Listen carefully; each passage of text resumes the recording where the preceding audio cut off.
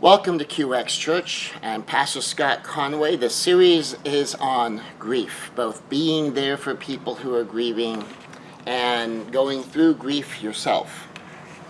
Some of this is prompted, really, I guess all of this is prompted by a recent loss.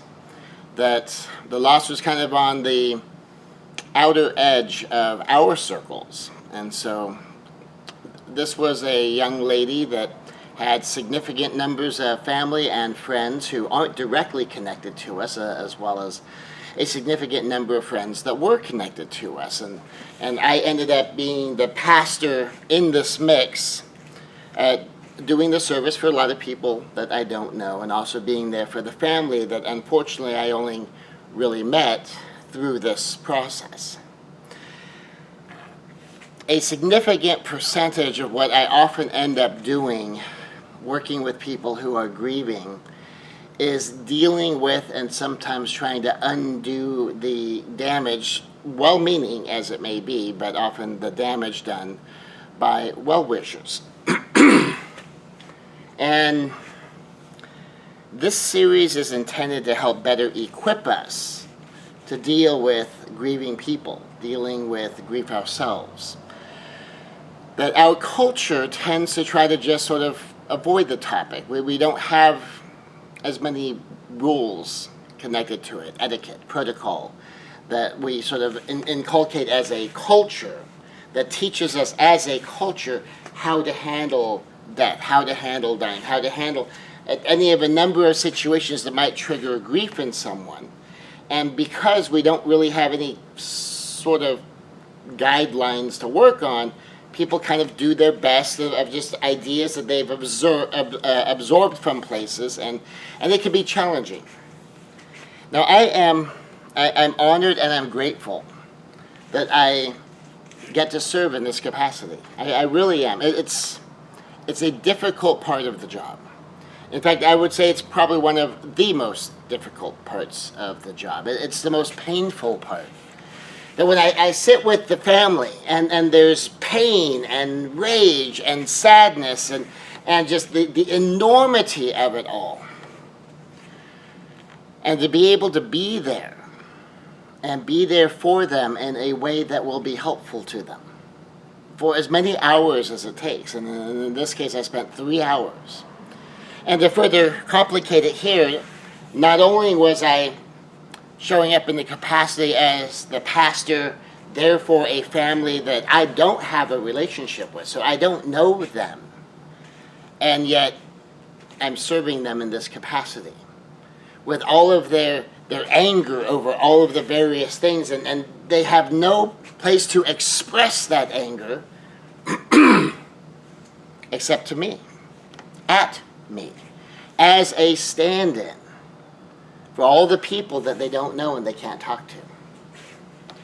And it was a difficult evening. It really was. And some chunk of the evening was invested in trying to undo some of the very well-meaning damage that was being inflicted upon the family by well-wishers, hoping to help make them feel better, but in the process making them feel worse and doing actual damage. When I do a funeral, and unfortunately they are fairly few and far between, that some percentage of the service is invested in undoing some of what commonly happens to people. So this series is intended to teach some of the skills that I've been taught. That this isn't some great intuitive exercise that I have some special magical insight to. These are things I've been taught to do. These are things I have practice doing. These are things I've dealt with from personal experience, from going through grief myself, and things that I have had an unfortunate need to put into practice by helping others through their grief over the course of the years and the decades. So I hope that this will help prepare us, because everybody goes through times of grief. The only way you ever avoid ever having any time of grief at any level is if you were in the sad position of dying so young that you were the first one, and in which case you're triggering the grief in others. For the rest of us, if you live long enough, you're going to lose people. If you live long enough, you will go through something difficult enough to trigger grief. And certainly, you will have that happen to people around you, people that matter to you.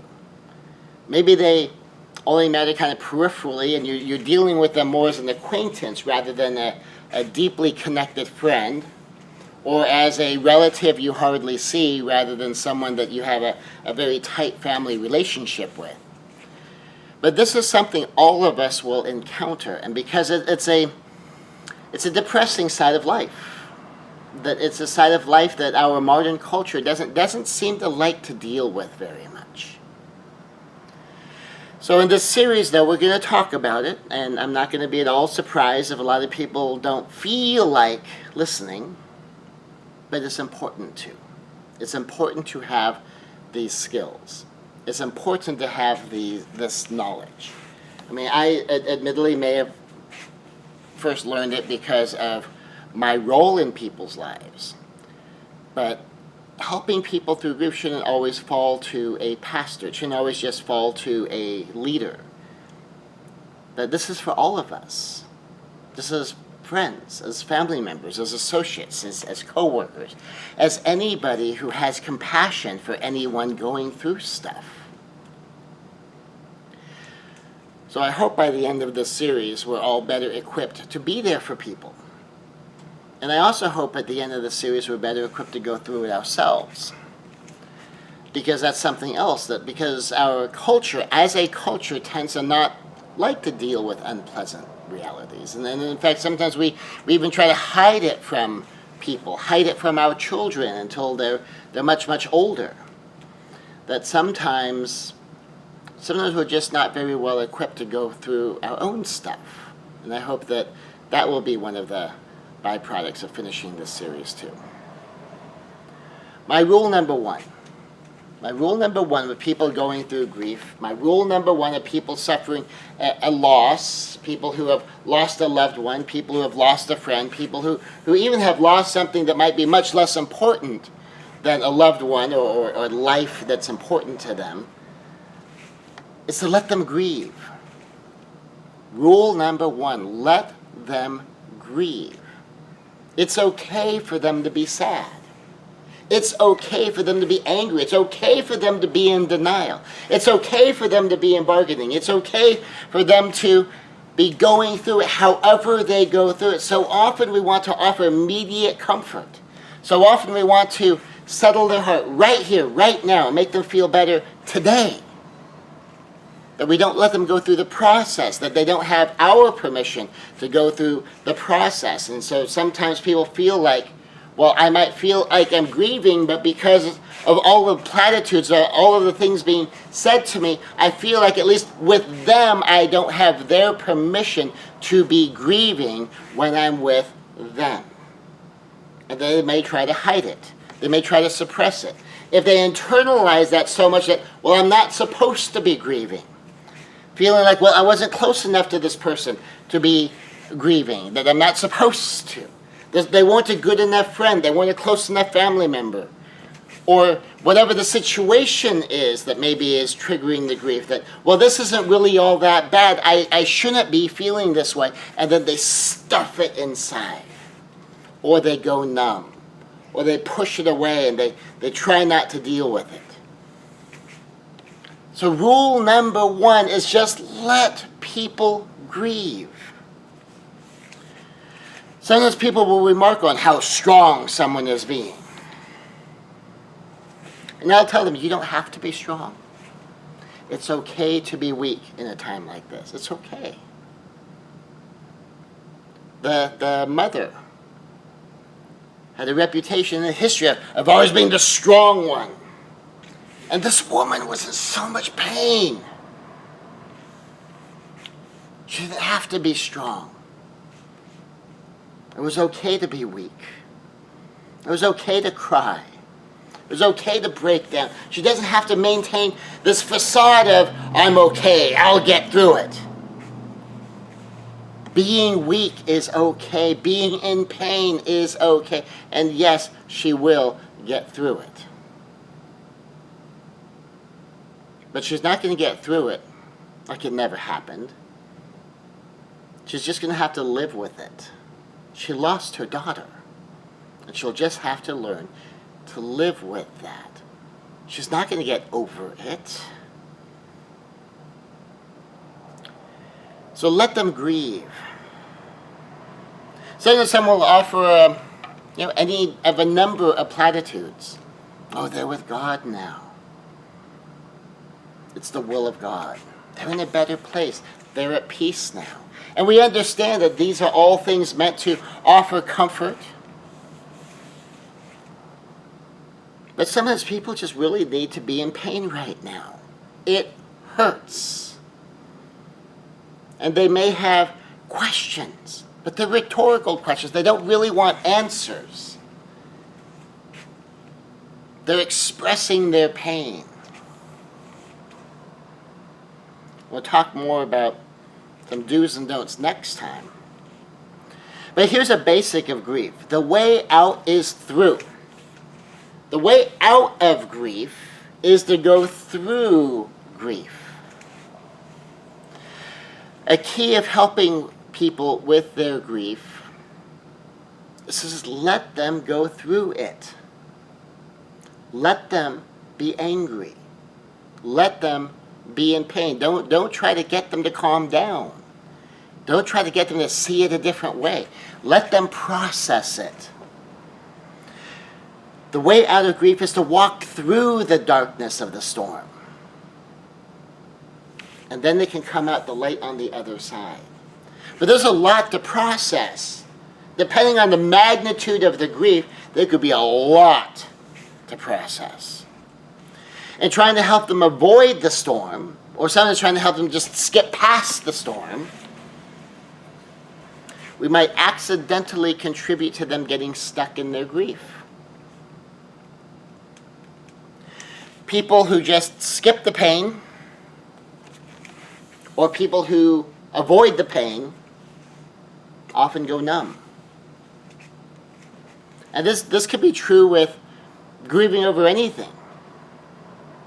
Grieving over the loss of a loved one to death.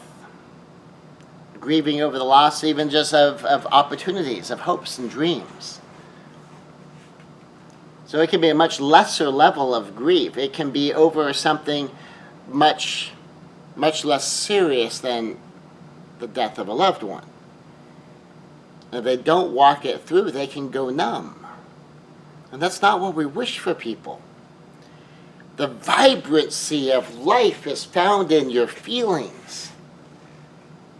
It's being able to connect and feel something for people and with people, and to be able to savor the experiences of life. And when you go numb, life goes flat. If you go too numb, life goes flat, fuzzy, like an old black and white television. And to really savor life, to carpe the diems, we need to feel. And so often the feelings are so negatively intense that it's easy to just want to go numb, but the way out is through. To process these feelings, to walk out whatever the process looks like for you, and come out the other side. It's not our goal to contribute to people's numbness.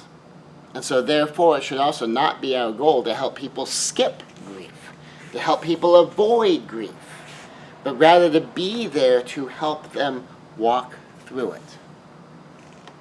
Grief needs to be reconciled to life so that we can live with the new normal, so that we can connect vibrantly to the new normal. And we get there by walking through the storm. We get there by walking through the darkness. We get there by getting to the light on the other side. That we have to go through the storm. We have to go through that dark, dark night. And with the rising of the sun, there is a new day.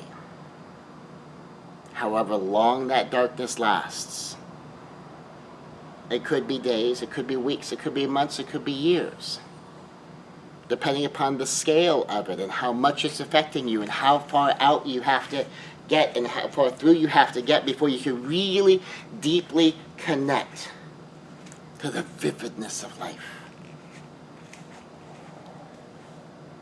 So when you're with someone in grief, just be with them. Just be with them. Don't try to talk them out of their pain. It's a natural impulse. When you have compassion for someone and they're in pain, you want them out of pain. But we're not trying to get them out of their pain right now. We're trying to get them out of pain in the long term. We understand some of this physically. If you just give someone a pain pill, they stop hurting right now, but they've kind of gone numb. They can't, they're still in pain. Something's still wrong. They just can't feel it anymore. When what they need is a cure, a fix. They may need surgery to repair something. They may need some medication to go through something. They may need some treatment. And if all we accomplish is we take them out of pain and we make them think that, well, now you're out of pain, you should be okay, right? Because we have compassion for the pain.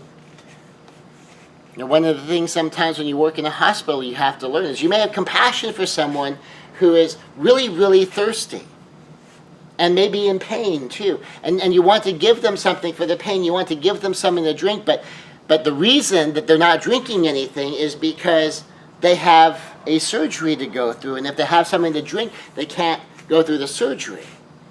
But they have to have the body cleansed of all these other things, and so they can't give them the medication right now because they're going to have to put them under, and there may be some contraindication to the anesthetic, and the immediate compassion can sometimes do long-term harm. And one of the things you have to learn, and when you're working in a hospital, is when you have to let someone be in pain. Because it's for their good, long term. You're trying to help them get through this and out the other side. Grief is very much the same. It's not about how they feel right here, right now. You're here to help them take steps through the process. So just be with them. You don't have to make them feel good. You don't have to stop them from expressing their anger. You don't have to stop them from expressing their pain. It's part of the process. Just be with them through it. You can offer practical help. People who are grieving often need some practical assistance so they can stay on top of the chain of all the next things that have to happen. Food is a common one. That when you're in great pain and rage and sometimes the simple day-to-days kind of fall off the side because something else is center stage here. And they mean simple practical stuff like groceries, food, somebody to come cook, maybe somebody to come help them with their household bills, somebody to help them with their laundry. That sometimes when they're going through this horrific time, there's so many overwhelming things to have to handle. Having to deal sometimes with an autopsy, sometimes with funeral arrangements, sometimes with the memorial, sometimes with dealing with all the well-wishers, and trying to grapple with all of these emotions, as well as all the huge practical things. And then what are we going to do with the loved ones' things, and what about wills and trusts and all of these legal things that might have an impact now, and insurance, and there's so many other just practical big things that show up in people's lives. That having someone who can help with that can be enormously powerful. And having someone who can help with the regular day-to-day can be enormously powerful. Having someone say, look, let me come over and help you with the food. Let me help you prepare a week of food, so all you have to do is pull it out of the refrigerator, stick it in the microwave, or stick it in your oven, and you'll have something to eat. It can be enormously powerful. Coming over to help clean, help do laundry, help do the ironing. The simple practical things. Do the yard work, mow the lawn. Take the car out to fill it up with gas. Get the oil changed. Whatever might need doing that might just get lost in the overwhelm. Practical assistance. That can be enormously powerful. You're not trying to make the person feel better. You're trying to release them to their grief so they can walk through it.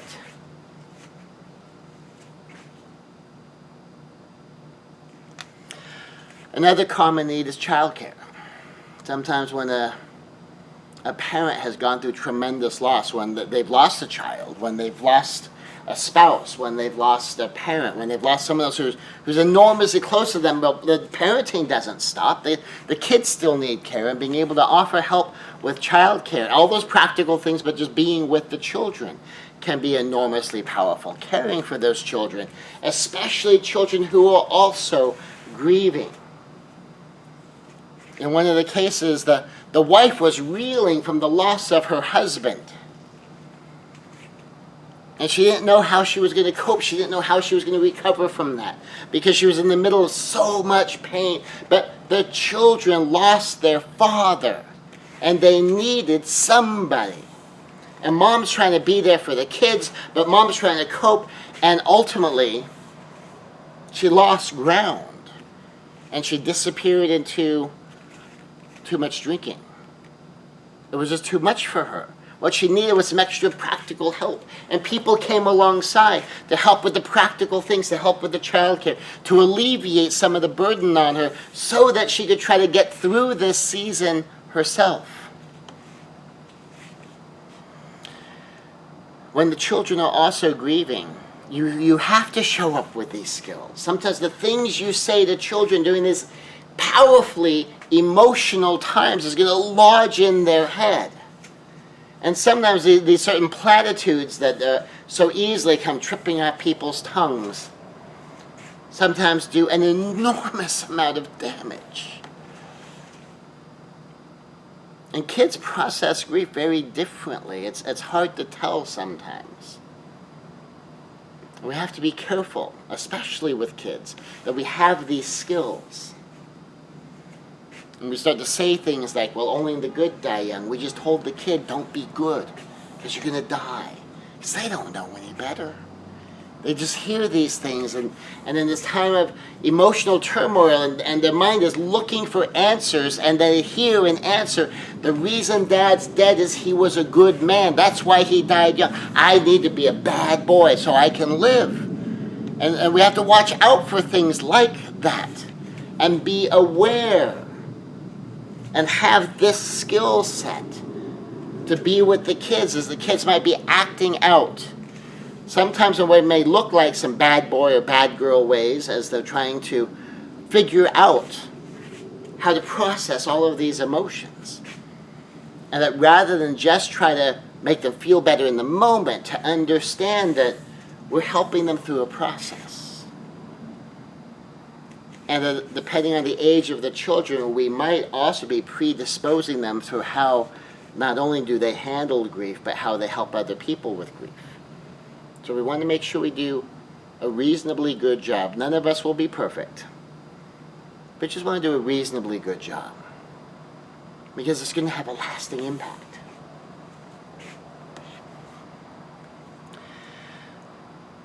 So a key on helping people through grief is just let them feel. Guide only actions. Let people feel whatever they feel. Whatever they feel is okay. Anything someone feels is okay to feel. It's only actions we really need to worry about. We try to maintain awareness of whether someone might be a danger to themselves or others. We might guess wrong sometimes, but we try to be aware, pay attention.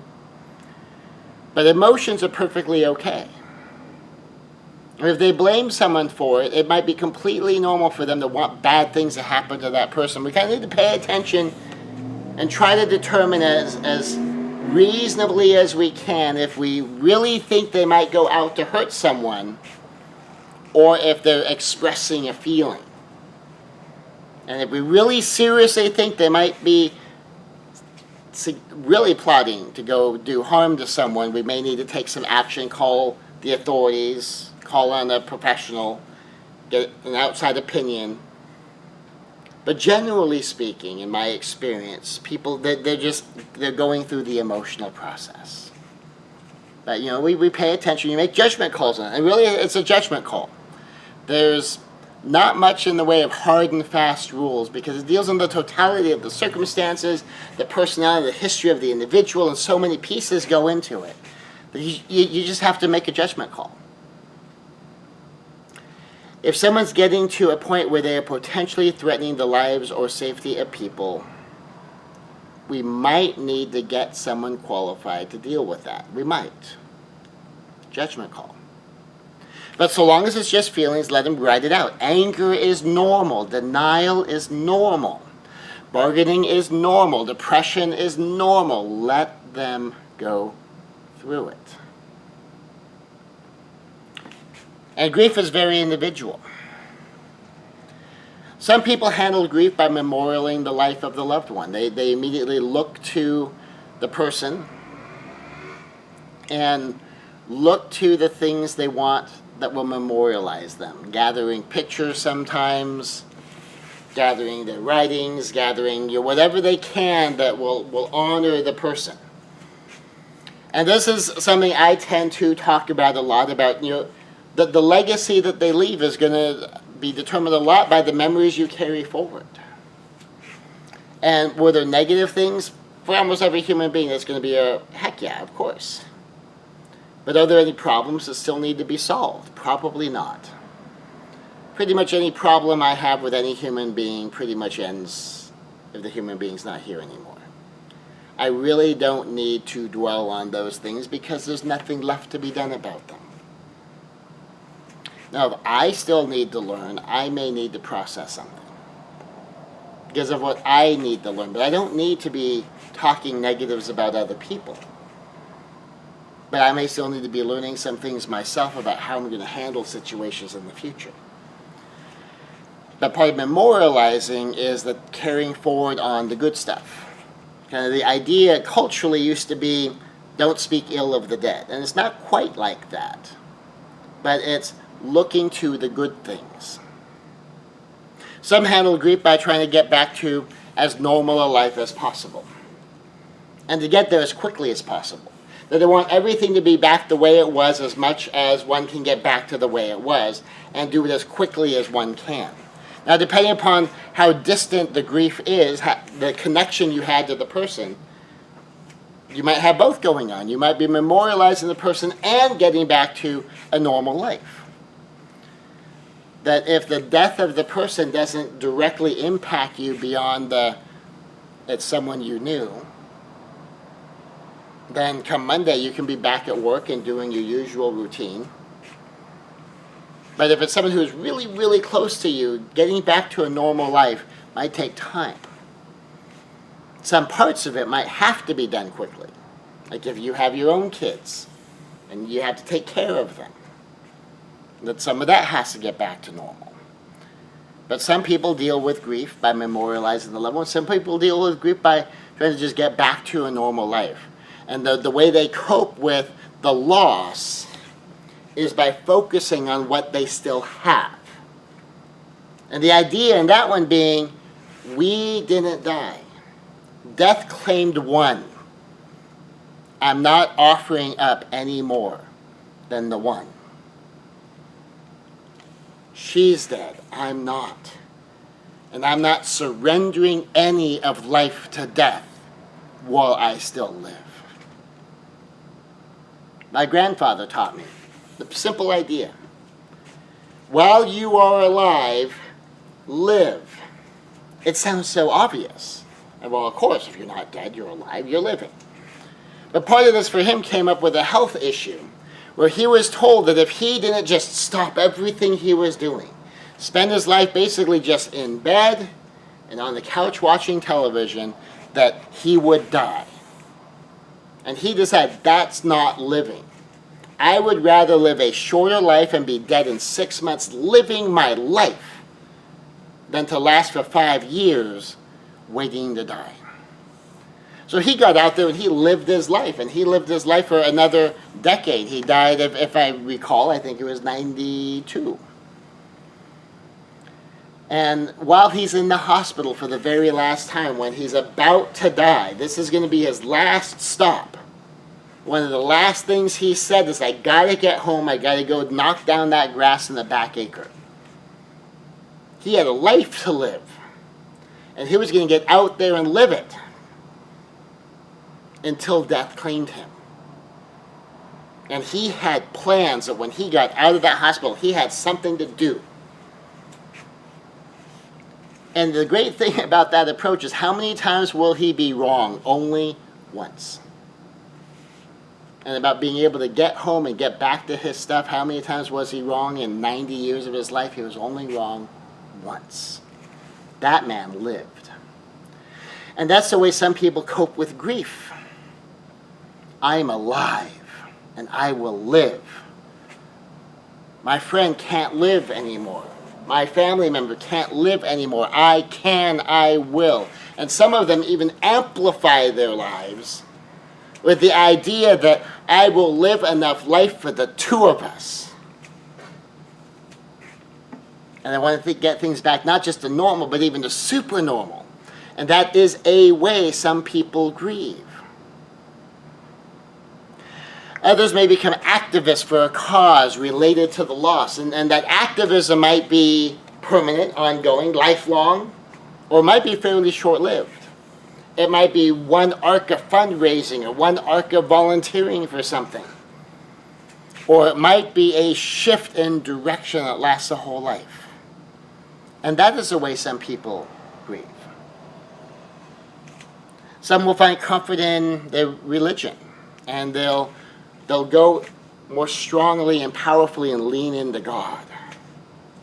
They'll lean on even some of those ritual, of more ritualistic based religions, or their philosophy, and they'll try to wrap their philosophy and their religious theology around the grief and find comfort with God in that.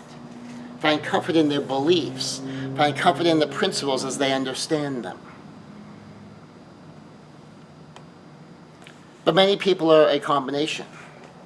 Some people are even just a creative manifestation of something completely different than this.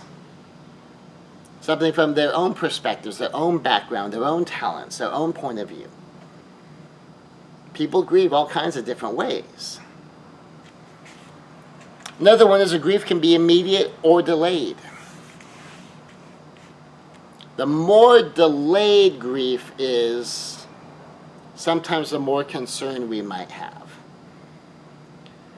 But grief can be immediate, grief can be delayed. Some people go through grief immediately, for some it's delayed, especially if there's still things to do. Some people are numb for a while, or they participate compassionately in the lives of others who are also grieving. When grief is delayed, it might be pushed back intentionally when you know you have responsibilities. You know you can't let this get you right now. You have to handle this. There's stuff you have to do. You have to push it back, but you still want to go through it.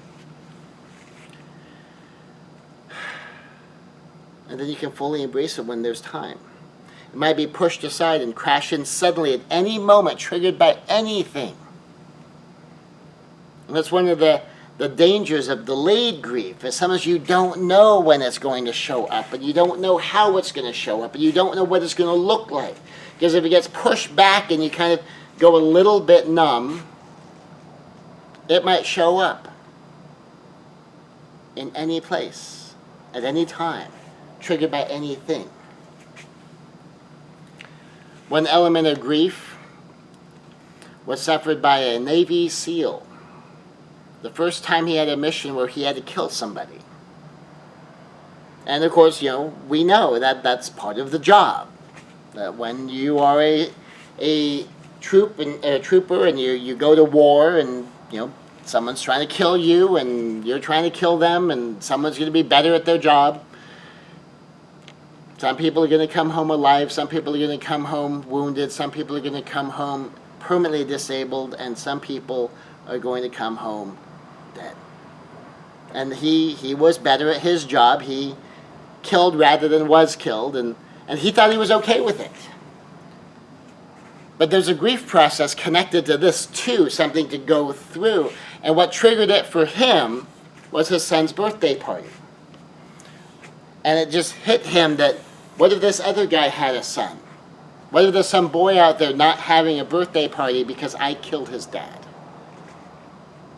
What if my son was having his birthday party without me because he killed my son's dad?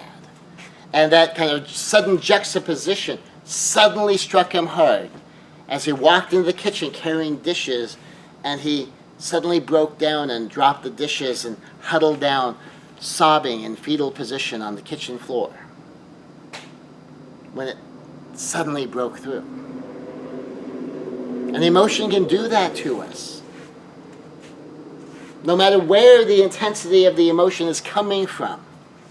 And certainly when it comes to grief, that could absolutely happen. And so it is important that we help people be able to walk through it. And if we notice that someone that we love, someone we care about, doesn't seem to be going through the grief yet, for us to understand that means it could show up any day, any week, any month, because they haven't been through it yet. And it's backed up somewhere in the back. Now maybe it's being resiliently resolved in the background and we just don't see it. Maybe. But also maybe it's going to break through. And do not be surprised either way.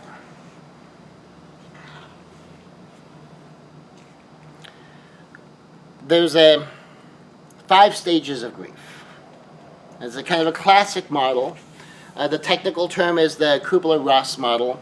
Most of us know it as the 5 stages of grief. That was a classic model developed in the 60s. But here's a key point in the model. Not everyone goes through the 5 stages. Not everyone does the 5 stages in order.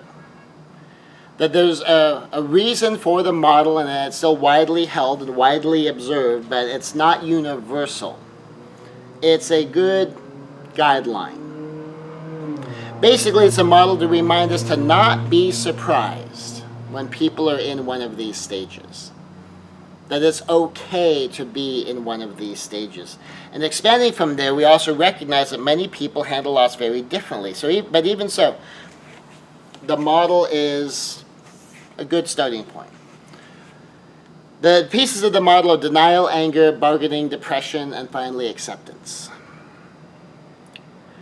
Denial is that feeling, it didn't happen, it's not real, it can't be real. Intellectually, your intellectual mind might know it's real. Emotionally, you're just not ready for it. One of the virtues of denial as a coping mechanism is giving the heart and mind time to, no, I can't deal with that right now. I'm not ready for it. I can't accept that yet. Give me a moment to get ready. And that time to get ready might be minutes, it might be hours, it might be days. If denial goes on too long, of course, it can get to be a problem. If it's too intense, it can get to be a problem. But some forms of denial will sometimes last a lifetime. Very often, the survivors of troops lost in battle say that every once in a while, they still have the feeling that the loved one was just going to walk in the door and say hello. Every once in a while, they wake up in the morning and they look next to them in the bed and they really kind of half expected them to be there. And these are fairly common and I think fairly healthy manifestations of denial. It's giving the heart and the mind time to kind of pace the information out, to be able to cope with it in pieces. And the whole thing of, how do you eat an elephant? One bite at a time. How do you cope with something that's too big to cope with? One bite at a time. How much of it can I handle? What am I not ready to handle yet? And denial is a psychological mechanism that allows you to kind of create this filter so that as much as I'm prepared to deal with comes through so it doesn't break me. So I'm not terribly concerned when people are in denial, because I understand what's going on. If they're in 100% denial of 100% of the facts, that might be an issue. But if they seem to be at least intellectually aware of the reality, I don't worry about it. Because I understand their heart and their mind needs to piece this out. Take in a little bit at a time and kind of deal with it as best they can as it comes. So that feeling of denial, it didn't happen, it's not real, it can't be real, is common. And bits of it can last a while. And this also helps illustrate for us when we're now talking about anger. Are people necessarily completely done with denial? Is it like a light switch that goes click denial off, click anger on? No, that's not the way it works. It kind of fades in. Denial might be the start because that's part of where the heart and the mind are filtering out information so I can deal with it in whatever quantity I am capable of dealing with it. And then anger it's someone's fault. It has to be someone's fault. This shouldn't have happened. And if it shouldn't have happened, it's wrong, and that has to be somebody's fault, and they're angry. Very often people get angry at God. And I let them. First off, God doesn't need me to defend him.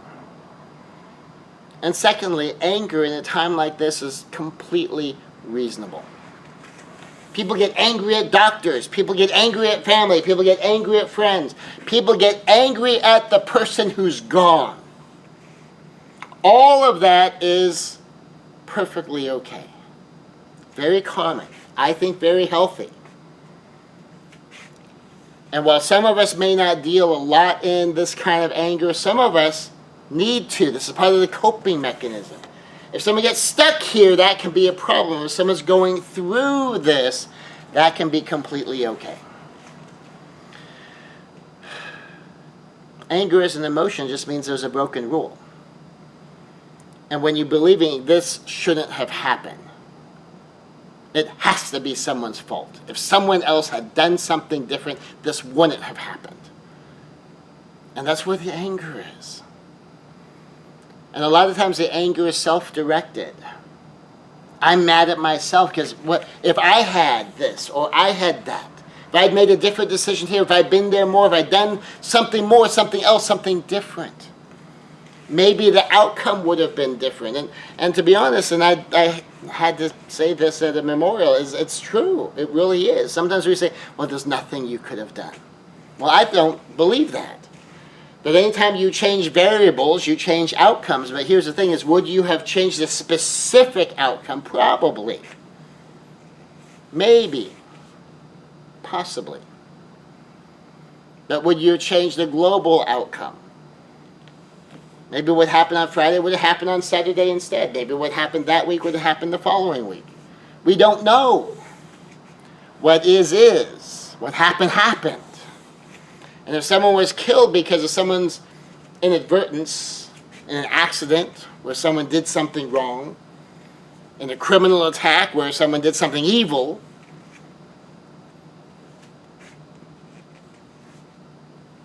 there's complete justification for anger.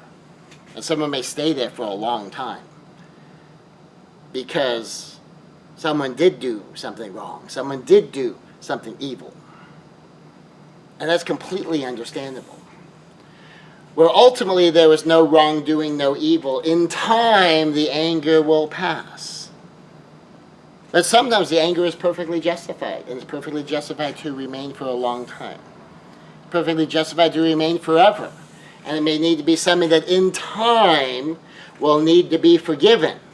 Why? Because that's what you do when something wrong was done. And now that the pain and the anger is lasting an unhealthy amount of time, and it's doing damage to one's life, it's time to let it go. Doesn't mean it didn't happen. It's a whole lesson series on forgiveness that is separate from grief. The next phase, and remember, these aren't always done in order, is bargaining. Denial, anger, bargaining. The idea of bargaining is it shouldn't be this way, if only we could change it. Commonly get the thing of, I want to trade places. It should have been me. Sometimes there's survivor's guilt, and that's it should have been me. There's no reason it had to be them. If only we'd spent the money, if we'd sold the house to buy better medical care, if we'd gone to this country or that country for this experimental, maybe that would have done it. I wish there was a way. I want to trade places. It shouldn't be him, it should have been the other guy. All this is part of bargaining. And that's okay too. And we don't have to stop that. And then depression. Depression is just, it hurts. Depression is I feel lost in pain. Depression is I feel like the world is dark. And depending on the loss and the magnitude of the loss and the newness of the loss and all of that, this is perfectly healthy because you feel like it hurts because it hurts. Someone feels lost in pain because they're lost in pain. Does they feel like the world is dark because the world is dark for them right now? A major light has gone out of their life. And without that light, things are darker. So people will be depressed for a while. And that's also normal and also healthy. And remember these stages of denial and anger and bargaining and depression. They're not discrete step 1, step 2, step 3, step 4. Oh, someone's in this step. No, you see manifestations of it. Sometimes all overlapping at exactly the same time. You see sometimes some denial because they're just not ready to deal with the totality of it, but they're kind of coping with bits and pieces of it, and some of those bits and pieces really make them angry. And other bits and pieces, they're bargaining over it. And other bits and pieces are plunging them into darkness. And you see all of these things going on at exactly the same time. And that happens too. The final stage is acceptance. Acceptance is the grasp of this is the new normal. I can learn to live with this. And ultimately, actually, learning to live with it. And that can be happening at exactly the same time too, in bits and pieces at a time. Sometimes denial can serve as a filter, letting bits and pieces through at a time, reconciling the anger over something and saying, okay, I'm angry about it, it shouldn't have happened, but it did happen, and that means this has to be the new normal. I can learn to live with this. And other pieces come through, and through the denial into the bargaining pit, that shouldn't have happened. It should have been the drunk driver. It shouldn't have been my loved one. And that might be very true. And there's both bargaining and anger going on. And someone might be feeling depressed and lost in darkness because that person was a light in their lives. And at the same time, they're accepting the new normal and learning to live with it. All 5 of these stages, in my observation, can be occurring at exactly the same time. So if you learn something like this 5 stages of grief model and you're thinking that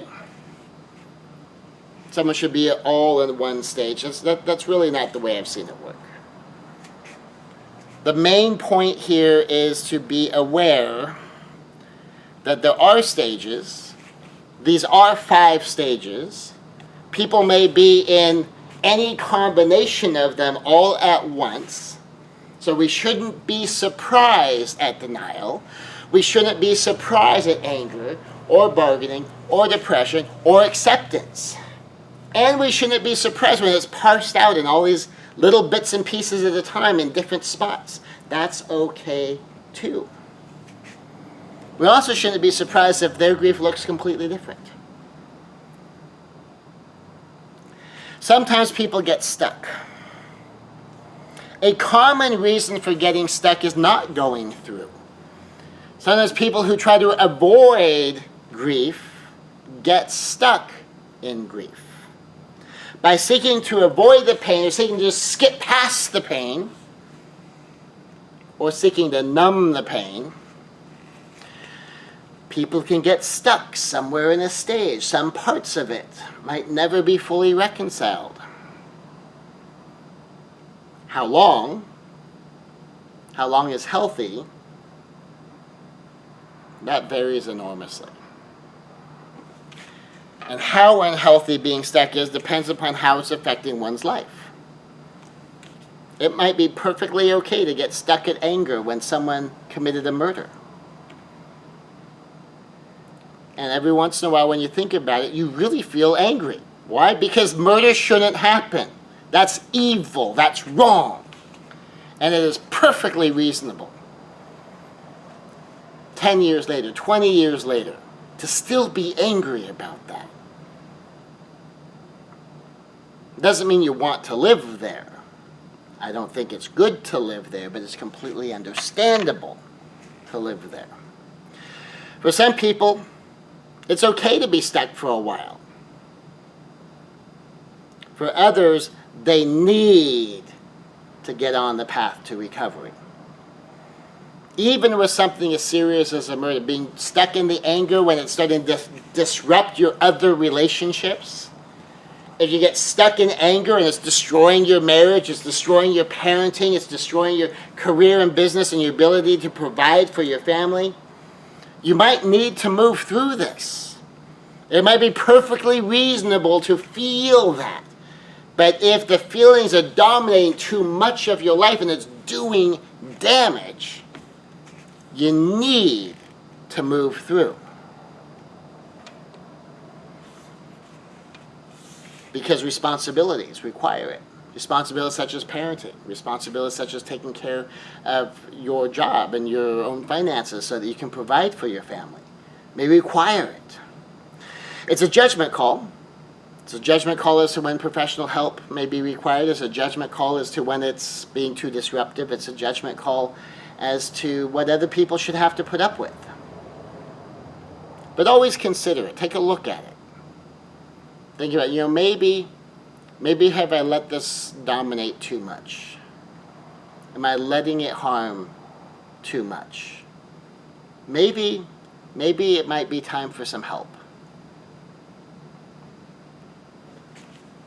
A few key points. We don't get to decide how someone else grieves. We don't get to decide. I don't get to show up and tell someone what their grief should look like. I don't get to show up and tell someone what their grief shouldn't look like. The simple understanding helps us be compassionate. It helps us be there for them without expecting that they follow the exact path that we think they should. I don't get to decide how a mother who lost her daughter grieves. I don't get to decide how someone's going to grieve an ex. I don't get to decide how a friend grieves a friend, how a coworker grieves a coworker. That's not up to me. That's going to be their grief. I'm not going to sit there and say, well, it's not like they were family or anything. I mean, you only worked with them. I don't get to decide that. They're going to go through whatever they're going to go through. And we don't get to decide how someone else recovers. I don't get to decide how someone grieves. I don't get to decide how they recover. This is another key understanding. People will come through when and how they come through. Some people will come through quickly. Some people will come through slowly. We might want to help watch for potentially harmful choices. We might want to watch for behaviors that could have long-term consequences. Really, that's about all, though. People notice when I'm dealing with death, I tend to get somewhat philosophical. I can cope with a lot of things, and it may drain me, and to be honest, this one has drained me. By the time I was done, I felt my tank was at zero. And it's been over a week since the funeral, and I feel like I might be 10%. I feel like I'm running about half speed on this one. And it's because I was close enough to her, and the people who I'm coaching and counseling mean enough to me, and even the people who I just met through this, the intensity was so raw that by the time I was done, I just felt completely tapped out. That I'm there giving and I'm giving and I'm giving, and I'm going through some of this myself. But I'm in the role where I'm taking care of other people. And there's no one else with the role of taking care of me. And so then as I go through the process myself, I'm okay on the grief process, but now I need the recovery. Now I need to get filled again. Now I need to get back up to speed again. And it's going slower than I wish because we got a pretty big pile-on going on in my life where it just seems like it's hit after hit after hit after hit. And it's very difficult to recover when you've got those kind of things going on. And very often I recover in the company of people. And I haven't had the kind of company that most helps me recover. And so it's just going slower. It's taking time. But that's okay with me. If it takes me a week, if it takes me a month, if it takes me a couple of months, I'm okay with that. That I give myself permission to recover as slowly or as quickly as I do. And that's okay with me. I'm not sitting around going, Danny, it's been a week, you should be up to speed by now. It is what it is. And just like other people don't get to decide how I grieve, other people don't get to decide how I recover. So therefore, I don't get to decide how other people grieve. I don't get to decide how other people recover. Most people, though, are pretty resilient. Most people are resilient and recover. Most people with most loss are pretty resilient. Sometimes things strike so powerfully and so close to home, they may not even be 100% sure they're going to recover. Give them enough time and they can. Not all of them will fully recover. They cope with their pain, they walk it through in a relatively healthy manner, they continue with their lives. Most people do that with most loss that they suffer. A lot of it is simply because the loss is emotionally distant enough that while it may affect them when it happens, it doesn't meaningfully change their lives. And so it's easier to fully recover. It's easier to understand that, in a big enough circle of people, loss in the circle is inevitable. At my age, when you're on the top half of 100, then you recognize that amongst people my age and older, I'm more likely to be attending their funeral than their marriage. I'm more likely to be attending a funeral than one of their baby showers. At my age and older, they're having their grandchildren much more than children. They're going through divorces much more than having new marriages. And just understanding that, at my age and older, my mother's age, that they're not surprised when they hear that someone else that they know has died, and they're much more resilient about it because they know it's a reality of life at their age. And they go through it, and it hurts, and there's support for the family, but they're pretty resilient about it, and they recover quickly. But when it's closer to home, when it's your husband, it's your wife, it's your mother, your father, one of your kids, a sibling, a close friend, or it's a shocking loss, well, it's a little harder to be resilient, and recovery might take a little longer. But most people are pretty resilient when it comes to loss. So most people recover when it comes to loss, but not all of them, but most. There may be a season of life where they don't function very well, but they accept it as part of the process. They work their way through it. They understand it well enough that they can walk it out. In time, they fully recover. They settle into a new normal, whatever that might be for them. Some remnant of pain, the feeling of an unfilled place in their life. That could remain for a while. But for the most part, life goes on and they go on living it. In fairly short order, they may start thinking happy thoughts about their lost loved one without it also making them enormously sad. And in time, happy thoughts are just happy thoughts for them. They may miss someone, but they reflect often on happy times and good memories. I sat down this week, completely unrelated to the recent funeral, with a young lady who lost her mother over a year ago. Up until that anniversary, she couldn't have happy thoughts about her mother without enormously missing her mother and breaking into tears. But now she's segueing into that level after over a year, where now she can think happy thoughts of her mother and just be happy that she had this with her mother while her mother was still here. And it's taken her a while. And that's okay. And it's also perfectly okay if from time to time, when she's thinking thoughts of her mother, she gets sad again. And she cries again. When she may laugh at some funny memory of her mother. And then also cry because she misses having that with her mother.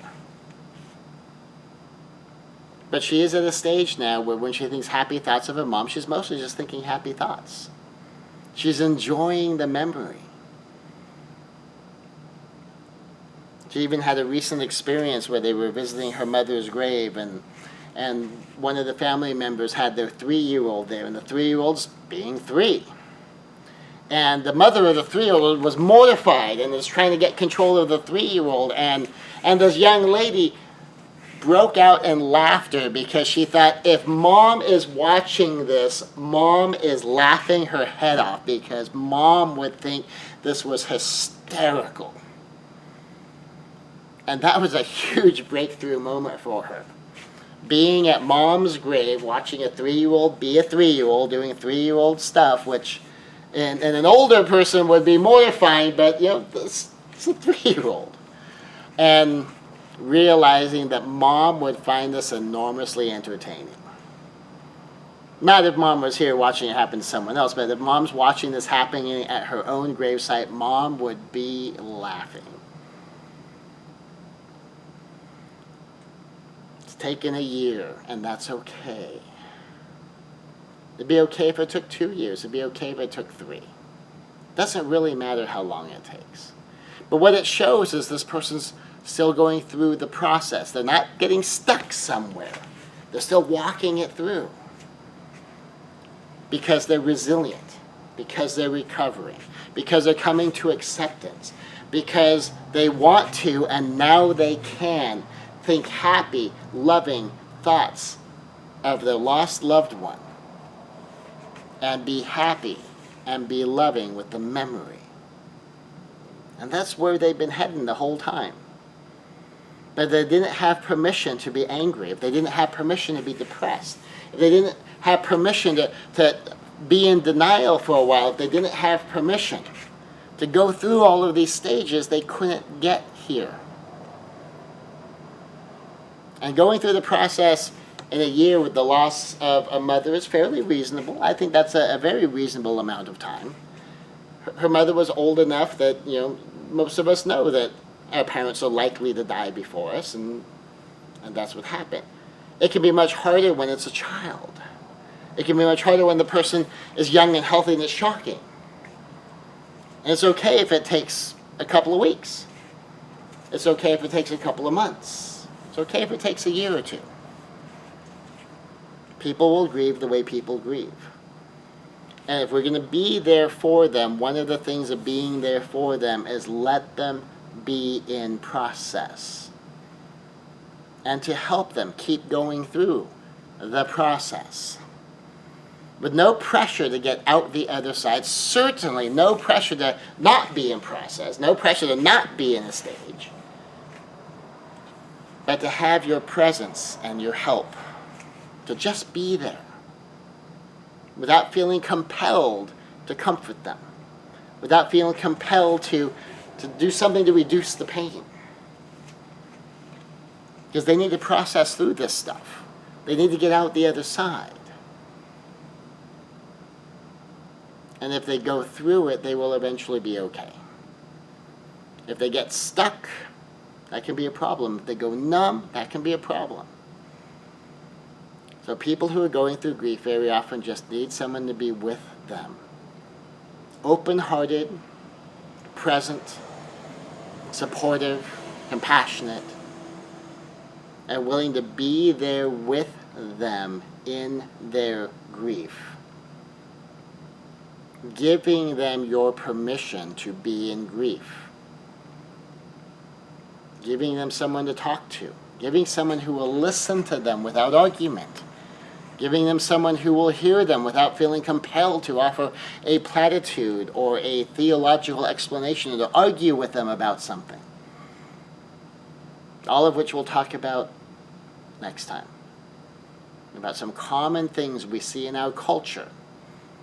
You really just, please, just no. Just don't do that. But here's your beginning. Being with people through grief. Next time we'll talk about, some more specific do's and don'ts.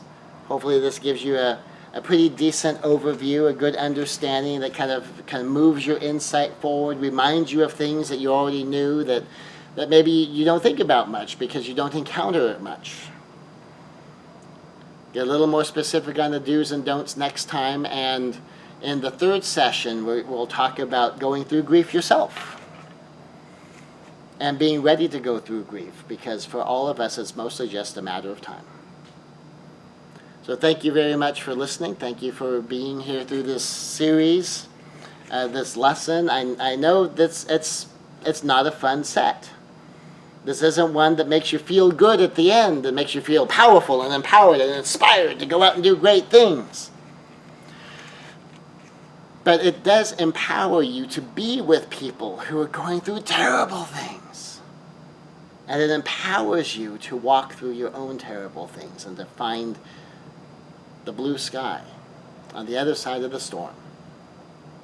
And I hope that this lesson has helped you have some more insight in helping your friends, your family, your loved ones, your co-workers, your associates, whoever you may be in position to help, walk through their grief, and that you can be there for them by being there with them with some insight and some understanding, so that your presence is a help.